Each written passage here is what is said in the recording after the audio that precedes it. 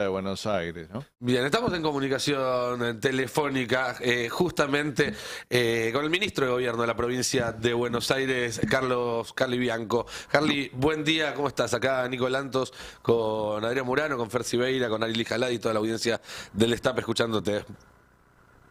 ¿Qué ¿Cómo? tal? ¿Qué tal? Buen día. ¿Cómo están? Bien, bien. Bueno, vos estabas ahí al lado de Axel ayer, así que viste de cerca toda esta secuencia que no requiere mayor aclaración una vez que se ve el video que muestra ese diálogo, pero ¿te sorprende que se acuda a este tipo de operaciones para tratar de desgastarlo a Axel? Sí, no sé ni para qué, no sé ni para qué, porque además, imagínate que si haya querido subir y le dijeron que no era conveniente, qué problema, ¿no? Qué problema, ¿a quién le importa demasiado? El problema me parece que en Argentina está haciendo que los laburantes no llegan a fin de mes, que los jubilados se quedaron sin remedio, que los comercios no pueden pagar la tarifa de los servicios, que hay mucha gente quedando desempleada por el cierre de comercios y de fábricas. Me parece que son otros los problemas, pero más allá, además, es mentira lo que quisieron instalar, digo, no solo porque yo estaba al lado y porque ya me habían venido a decir a mí algunos rectores que obviamente que Axel estaba invitado a subir y les habíamos dicho que no correspondía porque no correspondía, porque nosotros no eran los que habíamos convocado, nosotros habíamos ido con el gobernador solamente a saludar a los rectores porque en un primer momento habíamos quedado en hacer una foto con los rectores en, en la columna. Tengo mucho retorno que rebota. Eh, Acá te escuchamos perfecto. en la columna de la cabecera y después no hubo, como estaba todo desbordado, no hubo cabecera de la columna, perdón. Ujú. Entonces los rectores nos dijeron, bueno, vengan a saludar si quieren atrás del escenario y fuimos ahí a saludar a los rectores con los que además nos habíamos reunido exactamente una semana antes con todos los rectores de las universidades de la provincia, le habíamos dado el apoyo, habíamos estado escuchando la situación de las universidades nacionales, nos habíamos comprometido para ver de qué forma podíamos trabajar la provincia para darles una mano, al menos en algunas obras clave que algunas universidades estaban realizando de laboratorios, de ampliaciones de aulas, etcétera, con fondos del gobierno nacional y que se habían dejado de lado. Inclusive nos pusimos a disposición para ver si nosotros podíamos ayudar en algo en ese sentido, a terminar alguna obra en particular que sea muy necesaria. O sea, veníamos haciendo una tarea de cooperación, de colaboración, como venimos haciendo todo este tiempo con las universidades en el marco del programa Puentes que lanzamos acá en la provincia, y solamente fuimos a saludar a los rectores. Y ahí se ve claramente en el video que hay una persona de la CGT que le dice, mira, los rectores, Axel, quieren que subas, y Axel le dice, no, me parece que no corresponde, no subo. Está claro. Pero bueno, no tiene más sustancia que eso, me parece una anécdota, una operación fallida, una pequeñísima operación fallida, digamos. Mm. Carlos, ¿qué te pareció la marcha del martes y sobre todo qué crees que significa para la oposición a este gobierno? Y cuando digo oposición me refiero en el sentido más amplio posible, los que quieren un país muy distinto al que propone Javier Milei y que quizás todos estos meses dudaban si ese sentimiento era algo solitario o era algo de unos pocos y encontraron el martes en una multitud muy heterogénea un mensaje distinto. ¿Cómo lo interpretás vos? Mira, yo creo que luego de la vuelta a la democracia, la sociedad argentina sigue manteniendo algunos consensos básicos para la vida en la República, para la vida en democracia. Uno de esos es la democracia, otro es el respeto por la democracia, otro es el respeto por los derechos humanos, eso se vio muy claramente en la marcha del 24. Otro de esos consensos es que los argentinos queremos tener educación pública, universitaria, primaria, secundaria, con la mejor calidad posible. Eh, Otro de esos consensos es que nosotros, los argentinos, queremos vivir del trabajo y de la producción y por eso no tengo dudas que ahora la movilización del 1 de mayo va a ser también una movilización muy masiva. Me parece que lo que tiene que entender el presidente, que viene a romper con toda la tradición, con toda la historia, con todos los próceres, con todas las cuestiones vinculadas con la soberanía argentina, tiene que entender que la sociedad no votó eso, porque tampoco estaba eso en discusión, y que no puede venir a borrar de un plumazo toda la construcción de vida democrática, de vida en paz, inclusive de alineamientos históricos en materia de política exterior de la Argentina, la neutralidad ante los conflictos bélicos. Me parece que ha venido a trastocar todo lo que la sociedad argentina no está queriendo cambiar. Hay otras cosas que podrán ser discutibles, pero hay cuestiones que son consensos básicos del grueso de nuestra población. La Universidad Nacional Pública, gratuita, laica, cogobernada, es una construcción social, una construcción histórica, una construcción política que tiene más de 100 años. Y bueno, me parece que la sociedad salió a marcar la cancha en ese sentido. ¿Y crees que se van a poder articular mayorías para que esa marcada de cancha termine siendo un freno efectivo a las políticas de Milei? Bueno, por lo pronto la sola convocatoria a la marcha tuvo resultados porque los fondos que no estaban girando a las universidades con una excusa falsa, que era que primero las querían auditar, cosa que es mentira, que había una auditoría adicional a la que comúnmente hace la AGN a las... Uy, me parece que se cortó. Solamente es una pequeña parte, es solo una pequeña parte de los fondos que requieren las universidades. Estos son los de gastos de funcionamiento, para comprar el papel, para comprar las resmas, para comprar el papel higiénico, para comprar los elementos de limpieza. Las universidades también pagan salarios a los docentes, a los no docentes, hacen actividades de investigación para las cuales no están recibiendo los fondos, se pagan becas para las cuales no están recibiendo los fondos, se realizan actividades de extensión universitaria para las cuales no están recibiendo los fondos. O sea que también quisieron instalar que, bueno, que ya perdía totalmente sentido la movilización porque habían pagado los gastos de funcionamiento. Repito, eso es una pequeña porción de las inversiones, de los gastos que tienen las universidades nacionales para prestar, para llevar adelante sus actividades, que no son solo pedagógicas, repito, son de investigación, son de extensión, son de transferencia tecnológica. Quizá Milei no estuvo nunca en una universidad pública, habrá estudiado en una universidad privada que solamente se hacía cuestiones de docencia y aprendizaje de materias, digamos. Las universidades nacionales hacen muchísimas otras cosas distintas a las que las mayorías de las universidades privadas no hacen. Algunas universidades privadas sí hacen investigación, otras no, pero las universidades nacionales todas hacen investigación, extensión, transferencia tecnológica. Por eso, quizás no tienen ni idea, probablemente no tengan ni idea de lo que hace una universidad, no hayan transitado en su vida los pasillos de una universidad. Yo hace 24 años que soy docente de la Universidad de Quilmes, investigador, hace 30 que recorro los pasillos porque estudié ahí también, conozco perfectamente cuáles son las actividades y que como les planteó el secretario de Educación y el subsecretario de Políticas Universitarias, les dijo, bueno, recorten los gastos superfluos. No tiene idea, no hay gastos superfluos en una universidad, absolutamente. Bianco, ¿qué tal? Fernando Siveira, ¿cómo te va? Buen día.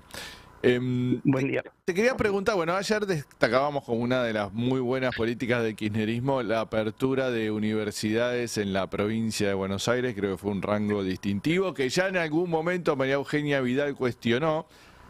Ayer lo veía a Esper en alguno de estos canales paraoficialistas, recordando eso, volviendo a mencionar esas universidades como lugares políticos, no sé qué término utilizó, y la idea de nuevo de que habría que cerrarlos, volvió a deslizar. ¿Vos creés que tiene esa idea? ¿Hay un objetivo ahí puesto? Bueno, no solo Esper, mira, yo lo he dicho públicamente también, el subsecretario de Políticas Universitarias, a quien se lo conoce como el galleguito Álvarez, creo, se lo ha dicho a los rectores. Yo me he juntado, mira, el primer día de clases este año me junté en la Universidad de Quilmes con 10 rectores antes de dar mi curso, un día lunes de 8 a 10 de la noche, y me junté con 10 rectores de universidades nacionales del conurbano bonaerense en mi carácter de ministro de gobierno de la provincia de Buenos Aires en ese momento, para que me cuenten cuál era la situación en vistas del comienzo de las cursadas, de las clases del ciclo lectivo de este año, y varios de ellos me confesaron que se juntaron con este personaje y que les dijo abiertamente que él no venía a abrir universidades, venía a cerrar universidades, y que las universidades eran sus enemigas porque eran todos peronistas, directamente. Después lo salió a negar, pero es lo que me contaron más de 5 o 6 rectores que se habían reunido con él. O sea que sí, en su objetivo primario es cerrar universidades, después se encuentran contra esto. contra que la sociedad no quiere cerrar universidades, quiere abrir universidades. Nosotros en la provincia de Buenos Aires estamos trabajando con 56 municipios del interior de la provincia de Buenos Aires que no tienen sedes universitarias y hemos abierto centros universitarios en el marco del programa Puentes, en donde se dictan más de 100 carreras para los pibes, para las pibas de los pueblos que no pueden irse a estudiar acá a La Plata, a la capital, a Bahía Blanca, a Mar del Plata, bueno, a los centros universitarios que tiene la provincia de Buenos Aires. Abrimos pequeños centros universitarios con 2 o 3 aulas en donde se dictan 2 o 3 carreras, porque nosotros creemos que todos tienen derecho a estudiar, porque hayas nacido en un pueblo, porque hayas nacido lejos, porque no tenga tu familia el dinero necesario para enviarte a estudiar a otra ciudad, a otra provincia, a la capital federal, vos tenés el derecho también y tenés que tener la posibilidad de estudiar. Bueno, en la medida que los recursos recortados que tiene la provincia de Buenos Aires nos lo permitan, vamos a seguir trabajando en ese sentido. En la provincia de Buenos Aires no sobran universidades, faltan universidades. ¿Y qué te parece que hay en eso que realmente, como dijiste recién, no tienen ni idea de lo que se hace en las universidades? ¿O hay un objetivo? ¿Es un modelo que no haya universidades y que los más humildes no puedan acceder a una educación de mejor nivel? Mira, yo creo que son las dos cosas, que no tienen ni idea, estoy seguro, porque son bastante trogloditas. En general, muchos de los funcionarios del gobierno nacional probablemente, repito, como te dije antes, probablemente nunca hayan pasado por una universidad pública, por una universidad nacional para ver de qué se trata, cómo se trabaja, cómo se genera conocimiento, cómo se genera enseñanza con los pibes, cómo se genera conocimiento que está ligado a la producción, cómo se hace transferencia tecnológica. Probablemente no tengan ni idea de que en las universidades nacionales pasa todo eso permanentemente y todo el tiempo, y que no hay que recortarlo, sino hay que profundizarlo para que tengamos efectivamente un proyecto de desarrollo nacional, de industrialización, de generación de valor agregado, de conocimiento a la producción, que como todo el mundo sabe a esta altura, y ninguna escuela económica, probablemente salvo la austríaca, lo discute. Todas las escuelas económicas, inclusive las más neoclásicas, las más neoliberales, saben perfectamente que uno de los factores principales del crecimiento y el desarrollo es el conocimiento técnico aplicado a la producción.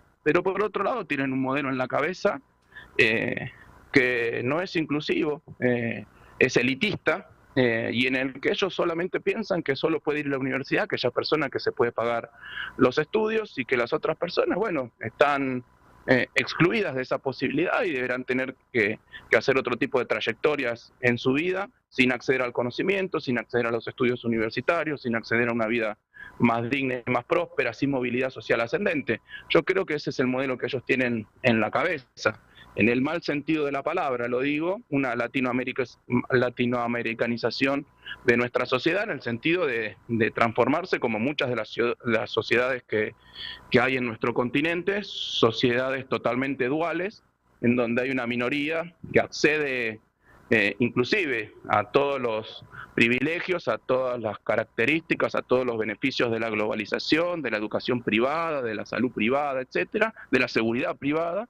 Bueno, y el resto tirados en la calle. Bueno, yo no quiero esa sociedad, yo quiero una sociedad igualitaria, en donde el punto de partida sea más o menos, el mismo para todos, que todos tengan la chance de poder ir a la universidad, que todos tengan la chance de atenderse en una sala, en un centro de atención primaria de la salud, en un hospital, que todos tengan la chance de educarse en la escuela primaria pública, en la escuela secundaria pública, porque esas sociedades, inclusive en términos de convivencia pacífica,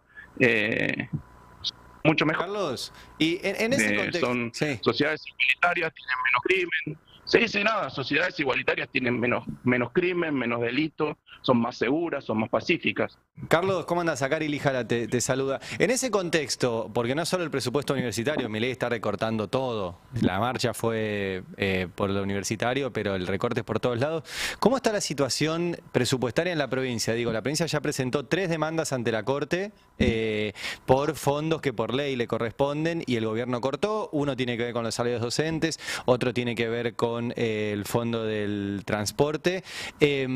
¿Cómo está la situación, digamos? Porque la Corte todavía además no la resolvió. Esta semana resolvió casos y no resolvió, la semana pasada tampoco. Digamos, la Corte no está resolviendo el tema y el gobierno tampoco les manda a la provincia los fondos que les corresponden.